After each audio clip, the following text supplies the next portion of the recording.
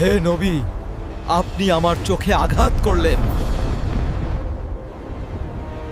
হে আল্লাহ, তুমি আমাকে এমন এক বান্দারের কাছে পাঠিয়েছো যে মৃত্যু চায় না। সে আমাকে আঘাত করেছে এবং আমার চোখ ক্ষতিগ্রস্ত করেছে।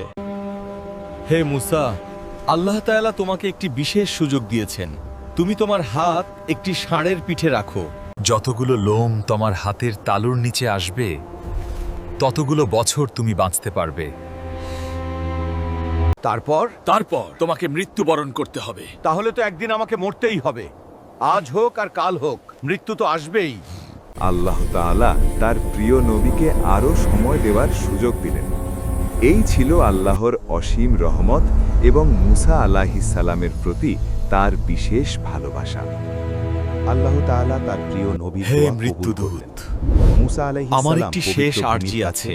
শেষ নিঃশ্বাস ত্যাগ করলেন। আল্লাহকে বলো, রাসূলুল্লাহ সাল্লাল্লাহু আমি আলাইহি চাই ওয়াসাল্লাম তিনি যেন বলেছেন, আমাকে পবিত্র ভূমি আল্লাহ তাআলা বাইতুল নিজে মাকদিসের মুসার কাছে রূহ মৃত্যু কবজ দেন, এ ছিল এক বিশেষ পাথর সম্মান। নিক্ষেপ দূরত্বে। ফেরেশতারা তাকে দাফন করলেন।